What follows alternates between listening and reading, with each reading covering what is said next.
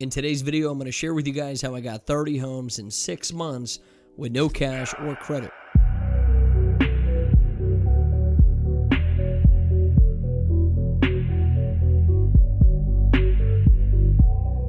So a lot of you guys are probably like, he must have had money in the bank, or, he must have like really good credit. He went and borrowed money.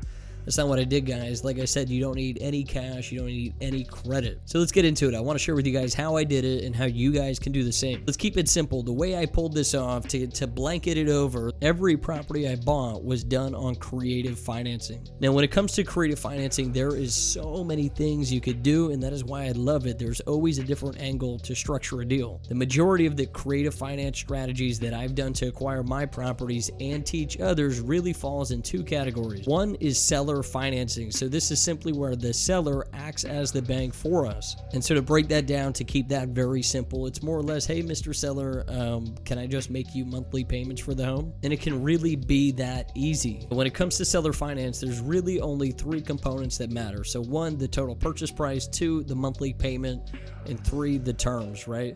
So seller wants 100. Most of the time, the beautiful thing about creative financing as a whole is it allows us to overpay for these homes. So like if seller wants 100,000 and we're like, hey, would you do seller finance? I'll give you the 100,000. They're like, nah, I wouldn't be interested in doing it. All right, great. We could overpay, right? So, all right, Mr. Seller, would you do it for 120? No, I won't do that. How about 150? No, I won't do that. How about 200? Oh, all right, fine. I'll do it. I'll do it. And so we can make sense of overpaying like by a lot if we're able to buy it on terms. So again, 3 things that matter. 1 is that purchase price. 2 is going to be the payment to the seller. So like the house I'm in now, it was done on seller finance. I literally got this home for free. All of these other properties, though, these are rental properties, right? So we want to make sure we can cash flow on these homes. So if the rent is $1,800, we want to factor what we want to make minus all the other expenses, hard expenses, taxes, insurance, their mortgage if they have one. And then what's left over, that's what we can pay them. So Mr. Seller, how about we do the 100,000 you're asking for, and we'll do $1,000 a month.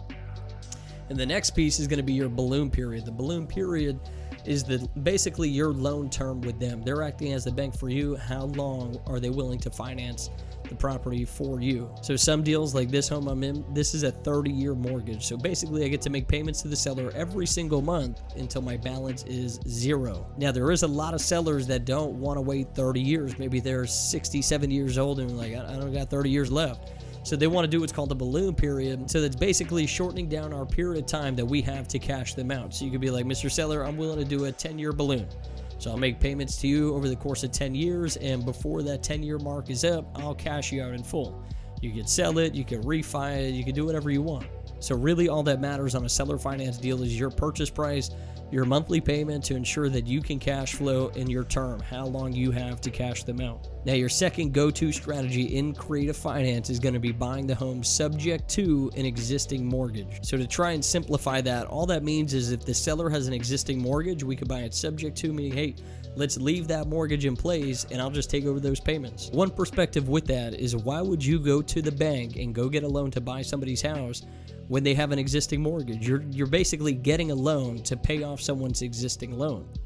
Why not just leave the loan in place and you just take over the payments? When you do a deal that's just subject to the existing mortgage, you're able to acquire the property with no down payment, no lender fees, and no closing costs. Now, if you know how to buy a home subject to an existing mortgage, with this market where we're at now, with it slowing down, this will be the biggest opportunity of a lifetime for you to build up your own portfolio. The reason I say that is right now, a lot of people are underwater and only more are going to fall underwater as the market drops. When I say a seller's underwater, what I mean is they owe more than what the property's worth. So if their mortgage balance is $100,000 and the home's only worth $90,000, that means they have 0 equity. So if they sell it, they're just basically walking away. So with that example, what you'd be looking to do is say, hey, Mr. Seller, your home's worth $90,000, you owe $100,000. Why don't I just buy it subject to the existing debt? Why don't we leave that mortgage in place and I'll just take over the payments and you walk away? We're already doing a lot of deals like that, but again, as the market tanks, there's going to be a lot more people underwater. Now, I know a lot of you guys are probably thinking, well, what about the sellers with equity and they want a down payment? How do you cover that? And that's a great question to be asking. And this is exactly how you would cover your down payment without reaching into your pocket. So if a seller wanted a down payment, what you would be looking to do is doing a wraparound mortgage on that deal. In simpler terms, you would be looking to reseller finance or rent to own the property out. So if we came across a seller, they're like, hey, Eric, I'm willing to seller finance. I want $100,000 for the home and I want a 10% down payment. They want 10 grand. You don't have the 10 grand. So what you would do is do the wrap. So I would go shop that deal out, and I teach you guys all that. And I would say, hey, I'm looking to seller finance this home. I want $150,000 for it. I want $20,000 down.